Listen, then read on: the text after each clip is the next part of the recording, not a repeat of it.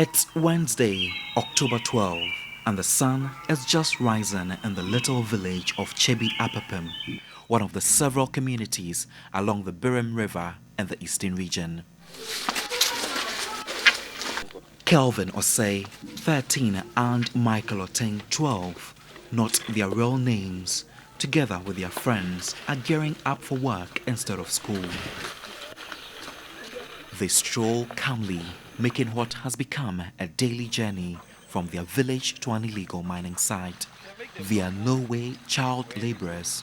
These children scavenge at abandoned illegal mining sites known as Galamsey in Ghana in search of gold.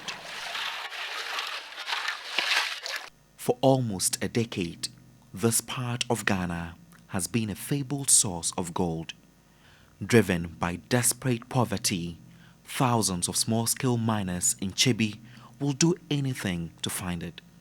Here, thousands of children are risking their lives in order to find a few grams of hope.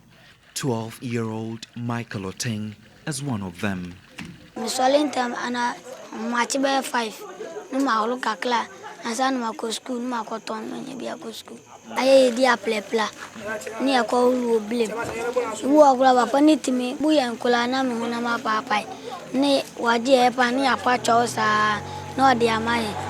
Michael will prefer to be at school, but he needs to work to get money for books and feeding.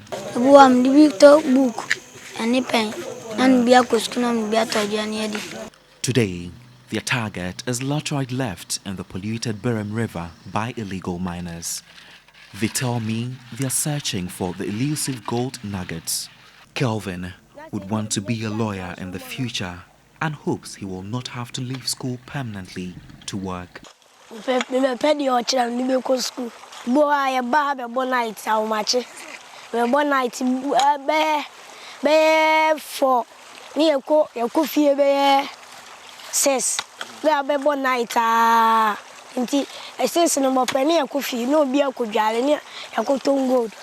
Most of them have missed so much school that they are now years behind.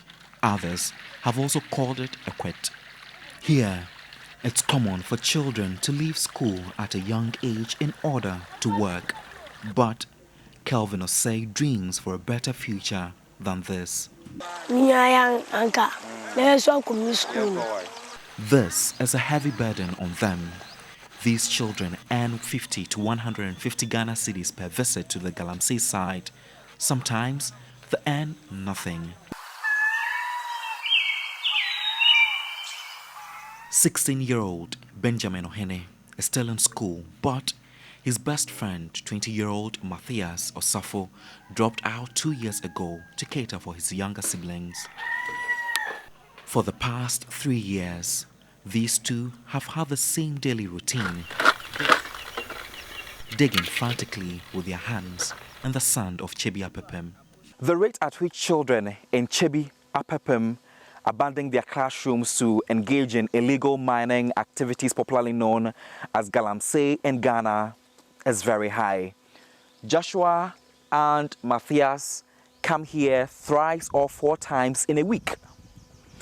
Time check, it's 7:55 a.m. Wednesday, but they'll have to come here, engage in the illegal mining activities, find some gold particles and sell them out to those who can buy. I'm starting in school.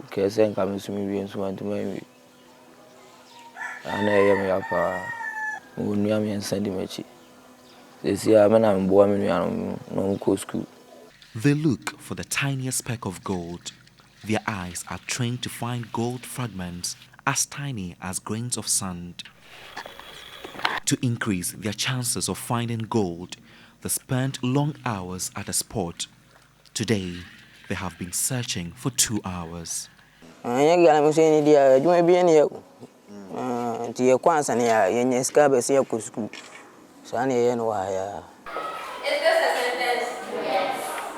In the Methodist Basic School at Chebi Apapem, quite a number of children have stopped going to school in this past month.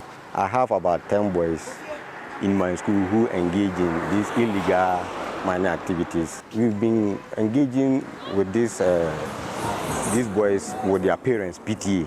We've been talking to the parents, we've been advising them, why don't allow the kids to attend the school so that they'll be knowledgeable enough so that at the end of the day they can cater for themselves. But because the area is full of these Galamsey activities, no matter what we would advise the parents, so even the parents even sometimes advise their wards to go because at the end of the day, they finance their family.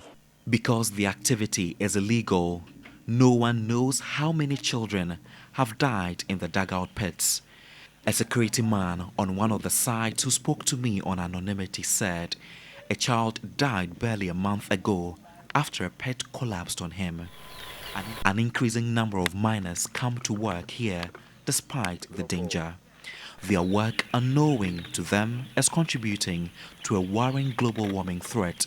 The impact of this work on the children's health and education is significant.